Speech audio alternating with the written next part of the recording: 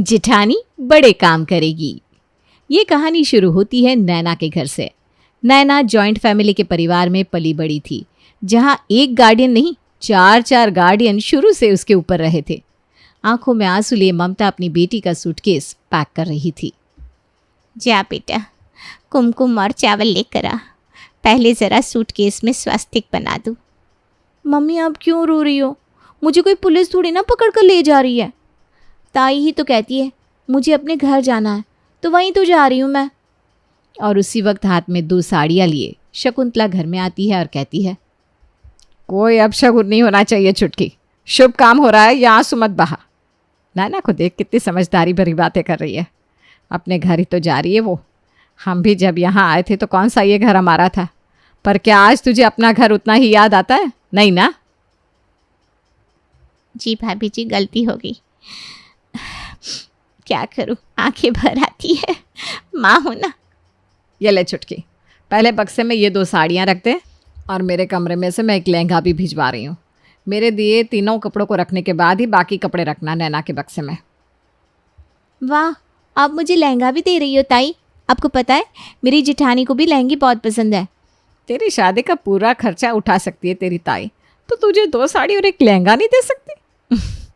मैं जानती थी तू ऐसा ही कुछ कहेगी, इसीलिए तो मैंने दिए हुए कपड़ों को बक्से में नीचे रखने को कहा। मान ले तेरी जेठानी आकर बक्सा देखे भी तो उसे पता ना चले कि नीचे क्या रखा हुआ है। बहुत जिठानियों ननदों की आदत होती है कि घर में आई बहू से कपड़े गहने मांग लो, तो तुझे ज़रा कड़े मिजाज में रहना होगा, सीधा मुंह पर ना कर देना। जाते ही उनके पैरों पर गिर मत जाना बेटा। भले तो उस घर की देवरानी है, तेरा दबदबा होना चाहिए उस घर में। नैना की शादी प्रेम से तय हो चुकी थी और 4 दिन के बाद उसकी शादी थी। शादी कर नैना अपने ससुराल आती है, जहाँ पहले ही हर काम के लिए कोई ना कोई नौकर था, जिस कारण उसके ऊपर कोई बोझ नहीं पड़ता है। यहाँ तो हर काम करने के लिए कोई ना कोई नौकर पहले से ही है मम्मी जी।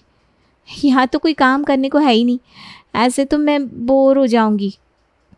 तू क्यों करना है काम बहू? 22 साल की है तू, ये उम्र तेरे हंसने खेलने की है। और आज तो वैसे भी कितना काम करना है तुझे। आज तेरी पहली रसोई है, मुँह दिखाई की रस्म है। पहली रसोई में क्या होता है मम्मी जी? उसमें आज हम सबका खाना तुझ पर निर्भर होगा बहू। तू जो बनाएगी उसी का पहला निवाला हम खाएंगे और उसके बाद ही कुछ और खा सकेंगे। तो इतनी बड़ी रिस्पॉन्सिबिलिटी तू ले पाएगी ना बहू? इतनी बड़ी जिम्मेदारी आप मुझे दे रही हैं, मैं इसे बहुत अच्छे से निभाऊंगी मम्मी जी। आप फिक्र मत कीजिए, बस बता दीजिए क्या बनाना है। वो तो अपनी जिठानी से पूछ। इतने दिन हो गए ना बेटा, मैं तो सारे रस्मों रिवाज नियम भूल गई हूँ। अनु तुझे सब अच्छी तरह से बता देगी। नैना अपनी जिठानी के पास जाती है, जहाँ उसे अनु बताती है कि उसे क्या और कैसे करना है। कमला दीदी तुम्हें पूजा की थाली दे देगी। सबसे पहले चूल्हे की पूजा करना, उसके बाद उस पर दूध उबालना और दूध को गैस पर गिरने देना, ये शुभ होता है। फिर कुछ भी मीठा बना लेना, कोई भी एक चीज़, हलवा खीर जो भी तुम्हें समझ में आए। ये सुनकर तो नैना की खुशी का कोई ठिकाना ही नहीं रहता। वो सीधा प्रेम के पास जाती है और ये सब उसे बताती है। सुबह से यहाँ वहाँ भटक रही हो, 2 मिनट अपने पति को भी दे दो मैडम। आज तो मुझे सांस लेने की भी फुर्सत नहीं है प्रेम, मुझे बैठने के लिए मत कहिए। पहली रसोई है आज मेरी, मैं जो आपको खाने को दूंगी उसी को खाने के बाद आप कुछ और खा पाएंगी, ये पता है आपको। बहुत बड़ी जिम्मेदारी दी है मम्मी जी ने मुझे।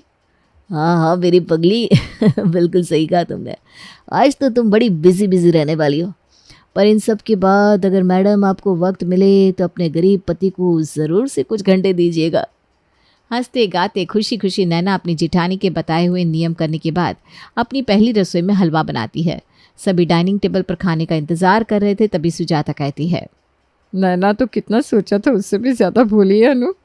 बड़ी जिम्मेदारियों को समझने में अभी उसे वक्त लगेगा, पर तुम उससे छोटे मोटे काम करवाते रहना ताकि वो इस घर में बोर ना हो, वरना 24 घंटे बैठे बैठे वो करेगी क्या? उसी वक्त हलवा लेकर रसोई से नैना बाहर आती है। देख लीजिए मम्मी जी, घर की इतनी बड़ी रिस्पॉन्सिबिलिटी आपकी छोटी बहू ने पूरी कर दी।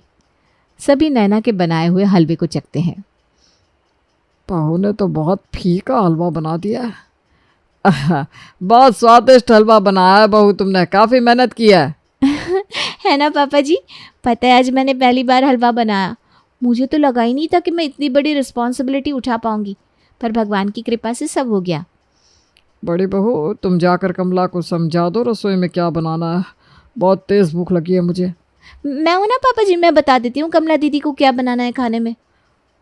अरे नहीं नहीं नैना, तुम्हें तभी तैयार होना है मुंह दिखाए के लिए, सभी आने वाले हैं ना। अब तुम किचन का काम देखोगी या इतनी बड़ी रस्म पूरी करोगी, थक नहीं जाओगी तुम? हाँ, बात तो बिल्कुल सही कह रही हैं आप। भाभी मैं जाकर तैयार हो जाती हूँ। जैसे ही नैना अपने कमरे में तैयार होने के लिए जाती है, उसे उसकी ताई फ़ोन करती है और उसकी दिनचर्या पूछती है। क्या बताओ ताई, यहाँ तो मेरे बिना एक पत्ता तक नहीं हिल सकता। भाभी बता कर गई खाने में क्या बनाना है और मैं सब तैयार करती गई। मतलब बड़े बड़े काम तेरी जेठानी कर रही है और छोटे मोटे तू, इसके अलावा और क्या कर रही है तेरी जेठानी? वो मुझे नहीं पता ताई, क्योंकि मैं तो कमरे में आ गई ना मुंह दिखाई की रस्म की तैयारी करने। आज तो तेरा दूसरा ही दिन है तेरे ससुराल में, पर तू नज़र रखना और मुझे फ़ोन करके याद से बताना कि अनु घर का कौन सा काम संभालती है। नैना तैयार होकर अपने कमरे से बाहर आकर हॉल में बैठती है। अपनी बहू को हल्के गहनों में देखकर सुजाता अपनी कमर से तिजोरी की चाबी निकालकर अनु को देते हुए कहती है, ले बहू, अपने हिसाब से नैना की साड़ी की मैचिंग के भारी भारी गहने, चोकर सेट, कमर बंद लाकर उसे दे दे। बहुत मेहमान आने वाले हैं, ऐसे खाली बहू अच्छी नहीं लग रही। जी मम्मी जी, अभी ला देती हूँ। वैसे मम्मी जी, लॉकर की चाबी दीजिएगा, ज़रा मुझे हिसाब भी मिलाना है। और इस तरह ये रस्म भी पूरी हो जाती है। अपनी ताई की बात मानकर नैना अब हर वक्त ये देखती रहती कि उसकी जेठानी घर में क्या काम करती है। एक रोज़ अनु 2000 के बंडल के नोटों को गिन रही थी, तभी उसके कमरे में नैना आ जाती है। आओ नैना बैठो, ये लो ज़रा हिसाब में मेरी मदद करो। ये कहते हुए अनु 10 रुपये की नोटों की गड्डी नैना के हाथ में रख देती है। इसे मैं गिनकर बताऊं भाभी? हाँ, अगर तुम बता दोगी तो मेरी ज़रा मदद हो जाएगी।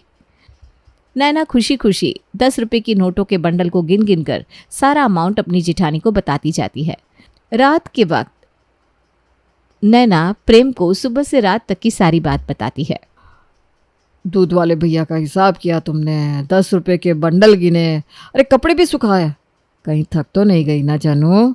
अरे 2 पराठे भी तो बनाए, वो तो तुम भूल गए। अरे बताओ, पराठे भी बनाए मेरे बाबू ने? बैठो बाबू, मैं तुम्हारे पैर दबा देता हूँ। और इस तरह नैना के ससुराल में सब कुछ हल्का फुल्का चल रहा था। पर कब तक? रोज़ की तरह शकुंतला फिर से नैना को कॉल लगाती है और उसे सारी बात पूछती है। आज मैं तुझे कुछ समझाने वाली नहीं हूँ, आज तू अपनी माँ से ही बात कर। देख ले छुटकी, और बना अपनी बेटी को और सीधी। 2 रुपए के काम दिए जा रहे हैं तेरी बेटी को, कल 2 बित्ते का हिसाब भी पकड़ा दिया जाएगा, तब भी तू इसे चुप रहने को कहेगी क्या? नहीं नहीं, आप बिल्कुल सही कह रही हैं। दीजिए फ़ोन, मैं समझाती हूँ नैना को। तो पागल हो गई क्या नैना? दिमाग में भूसा भरा है क्या? तुझे दिखता नहीं कैसे तेरी जेठानी घर के सारे बड़े मामलों को अपने अंदर किए बैठी है? जेठानी ही क्यों बड़े काम करेगी, तू क्यों नहीं? तो कोई लूली लंगड़ी है क्या?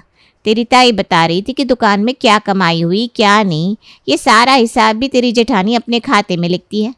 अरे भाई, अपने पति की कमाई लिखे, दामाद जी की कमाई क्यों लिखती है वो? इसीलिए दिन पर दिन दामाद जी सूखते जा रहे हैं, नज़र जो लग जाती होगी उन्हें। मैं भी इस घर की देवरानी हूँ बेटा, पर घर का पूरा आधा हिस्सा लिया है मैंने, और भाभी ने भी मुझे सामने से आधा हिस्सा दे दिया। ऐसे ही हम उन्हें बड़ा नहीं मानते। तेरी जेठानी क्या करती है तेरे लिए? कुछ भी नहीं, तो क्यों देनी उसको इतनी इज्जत? भगवान न करे अगर तेरी सास किसी दिन चल बसी तो सब कुछ तो तेरी जेठानी के पास रह जाएगा। हे भगवान, मैंने तो ऐसा सोचा ही नहीं था कि अनु भाभी इतनी साजिश कर रही होगी। आप और ताई फिक्र मत कीजिए, कैसे सब कुछ संभालना है आप मुझ पर छोड़ दीजिए। और अगले ही दिन नैना पूरी तरह बदल जाती है। सुबह उठते ही नैना सबसे पहले कमला को काम से छुट्टी दे देती है। ये मैं क्या सुन रही हूँ नैना, तूने कमला को काम से निकाल दिया? पिछले 20 सालों से वो हमारे घर में काम कर रही है, अब कहाँ जाएगी वो? आप उसकी फिक्र मत कीजिए, सबका दाना पानी उस भगवान ने तय करके रखा है। शायद कमला का दानापन इस घर से उठ गया होगा, और रसोई में क्या आना है नहीं आना है मैं देख लूँगी। आप हिसाब मेरे हाथों में दे दीजिए सबसे पहले भाभी। ठीक है, अगर तू संभाल लेगी तो ले। इस कॉपी में सब कुछ लिखा हुआ है, किसे किस चीज़ से एलर्जी है, कौन किस वक्त क्या खाना चाहता है, और किस दिन हमारे घर में क्या नहीं बनता, सब कुछ इसमें लिखा है। और उसी दिन से नैना रसोई के नौकरों को भी बदल देती है, और कब क्या किसके लिए बनेगा इस सब का भार खुद ले लेती है खाने के टेबल पर। कमला, ये कैसी सब्जी बनाई है? तुम्हें पता नहीं है तुम्हें मुझे शुगर है? तुमने देखा नहीं था क्या नो? एक तो आलू की सब्जी परोस दी, साथ में चावल। 400 है मेरी शुगर। बताओ अनु, तुम तो ऐसी गलती कभी नहीं करती। पापा की सेहत के साथ खिलवाड़ करने की बात हो गई है तो अनु। रसोई अब मैं नहीं, नैना देख रही है करण। और खाना कमला ने नहीं, संतोष ने बनाया है। वो नया है इसलिए उसे पता नहीं किसे कैसा खाना खाने की आदत है। अच्छा अच्छा, कोई बात नहीं बहू, हो जाती है गलती। आई एम सो सॉरी पापा जी, इतना काम था कि कुछ चीज़ दिमाग से निकल गई, पर अब नहीं होगी गलती। धीरे धीरे नैना रसोई का काम करने के साथ साथ अब और चीज़ों की निगरानी रखना भी शुरू कर देती है। मम्मी जी, भाभी इतनी बार तिजोरी से गहने निकालती है फिर डालती है, तो आप चेक नहीं करती कभी गहने इधर उधर हो गए तो? बेटा, अनु पिछले 12 साल से इस घर को संभाल रही है। आज तक एक तिनका भी इधर उधर नहीं हुआ। इस घर के सारे नौकर चाकर 20 साल पुराने हैं, सब भरोसेमंद है, इसलिए तो हम नए नौकर नहीं रखते।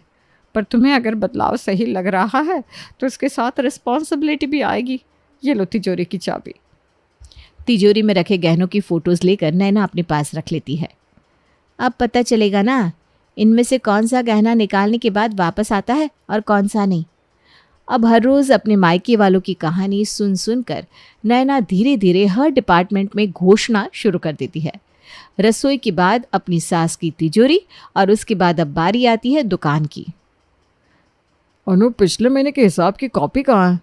वो संतोष गारमेंट्स वालों ने कितने पैसे दिए थे याद है? बोल रहे थे कि सारा पेमेंट करवा दिया है। अरे 10 लाख की पेमेंट बाकी थी उनकी, उन्होंने सिर्फ 2 लाख ही दिए थे, 8 लाख देने बाकी हैं। मैं अभी कॉपी लेकर आती हूँ। जैसे ही अनु हिसाब की कॉपी लेकर बाहर आती है, नैना कहती है, आपका दिमाग कितना तेज़ है भाभी, अब मुझे भी ना ये सब सीखना होगा। कब तक सारा काम आप पर ही डालती रहूँगी मैं? हड़बड़ी में नाश्ते का काम करने के बाद नैना दुकान पहुँच जाती है। नैना, तुम यहाँ? क्यों? ये मेरे पति की दुकान है, मैं यहाँ नहीं आ सकती क्या?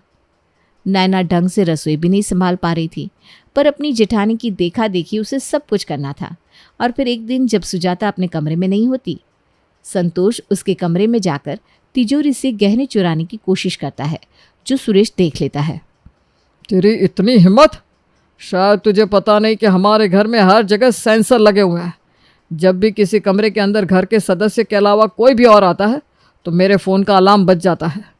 बहू, सुजाता, करण, प्रेम, यहाँ आओ। सुरेश की आवाज़ सुनकर सभी कमरे में पहुंचते हैं। ये देखो नैना बहू, इस लड़के को काम पर रखा था तुमने कमला को हटाकर। रखने के पहले क्या तुमने इसके बारे में जांच पड़ताल की थी, या फिर थाने में चेक करवाया था कि कहीं इसके नाम पर कोई केस तो नहीं चल रहा? आधार कार्ड देखा था इसका? नहीं पापा जी, वो सब तो मैंने नहीं किया था। क्यों, क्या हुआ? ये हमारे घर में चोरी कर रहा था, और वो भी छोटी मोटी नहीं, तिजोरी से हमारे खानदानी गहनों की चोरी। तुझसे जो काम नहीं हो रहा तुझे वो सब क्यों करना था बहू? आज देख ले तेरी गलती के कारण क्या होने वाला था। मैंने तुझे कहा था कि नए काम हाथ में लेगी तो साथ में जिम्मेदारी भी तुझ पर आएगी। आज अगर इस घर में चोरी हो जाती तो कौन जिम्मेदार होता? शादी के पहले भी हमारी तुझसे बात होती थी, पर तब तो तू ऐसी नहीं थी। क्यों कर रही है तू ये सब? क्यों तुझे अपनी जेठानी की कॉपी करनी है? वो तो मम्मी जी, मम्मी और ताई कह रही थी जैसे इस घर के सारे बड़े काम तेरी जेठानी करती है और छोटे मोटे तू, उस तरह छोटे काम के साथ साथ तुझे इस घर का छोटा हिस्सा देकर अलग कर दिया जाएगा। मुझे छोटा सा हिस्सा ना मिले इसलिए मैं बड़े काम करने की कोशिश कर रही थी मम्मी जी। ये लीजिए मम्मी जी। आज रात को खाने पर अपनी ताई और माँ को बुला बेटा, बात उनसे तभी होगी। और याद रखना, रात का खाना तुझे ही संभालना है हर रोज़ की तरह। रात का खाना बनाकर नैना सभी को परोसती है, जिसे खाते ही ममता कहती है, इतना गंदा खाना, ऐसे कैसे नौकर नौकरानी रखे समदन जी आपने अपने घर पर? ये वही खाना है जो कुछ दिनों से हम सब खा रहे हैं। ये खाना नैना ने बनाया है, पर आज तक हमने कभी उसके बनाए खाने की इंसल्ट नहीं की, क्योंकि हमें लगा बच्ची कुछ नया करना चाह रही है तो उसका मनोबल ना टूटे। नैना को पढ़ने के लिए, जॉब करने के लिए और जो उसकी मर्जी है सब करने को कहा मैंने, पर उससे कुछ नहीं करना था। तो मैंने कहा हंसी खुशी से ज़िंदगी जियो। पर आप लोगों ने उसे कहा कि नहीं, तुम अपनी जेठानी की तरह बनो, उसकी जिम्मेदारियां लो। मैं शुरू से जानती थी कि नैना में बहुत बचपना है, वो एक साथ इतनी जिम्मेदारियों को संभाल नहीं पाएगी। पर आपकी बात सुनकर उसने सारी जिम्मेदारियां ले ली, जिसके कारण आज सुबह हमारे घर पर डकैती पड़ सकती थी। घर के गहनों की तस्वीर रखी थी बहू ने अपने फ़ोन पर, जो उसके नौकर ने ही देख ली और उन गहनों की चोरी करने की कोशिश करने लगा। इस तरह की सीख दे रहे हैं आप अपनी बेटी को कि जिससे उसके ससुराल की सुख शांति भंग हो जाए? नहीं समधन जी, वो बात नहीं है। अनु, मेरे कमरे से वो पेपर लेकर आओ। अनु अपनी सास के कमरे से कुछ पेपर्स लाकर आती है और उन्हें टेबल पर रखती है। ये हमारी प्रॉपर्टी के पेपर्स। नैना तो अभी आई है ना, ये आज से 12 साल पहले के पेपर है। जिस दिन अनु घर में आई थी उसी दिन मैंने अपने दोनों बेटों में अपनी पूरी प्रॉपर्टी आधी आधी बांट दी थी। अनु चाहती तो उसी वक्त इस घर से अलग हो सकती थी, पर वो नहीं गई। इतना सब कुछ संभालती है अनु, और इतने साल से उसे पता है कौन सी चीज़ कहाँ है। और ये सब करने से उसे कोई एक्स्ट्रा फ़ायदा नहीं होने वाला, क्योंकि उसका हिस्सा तो उसे मिल चुका है। मम्मी बिल्कुल ठीक कह रही है मम्मी जी। और तुम्हारे मन में ऐसा कुछ था नैना, तो तुम्हें मुझे बताना चाहिए था, मैं तुम्हारे मन के शक को दूर कर देता। सामने रखे प्रॉपर्टी के पेपर्स को देखकर ममता और शकुंतला शर्मसार हो जाती हैं और माफ़ी मांगकर अपने घर लौट आती हैं। इस दिन के बाद से नैना को भी अकल आ जाती है और वो अपनी सारी जिम्मेदारियां जो उसने ज़बरदस्ती ले रखी थी वापस से अपनी जेठानी को सौंप कर हंसी खुशी जीवन जीने लगती है।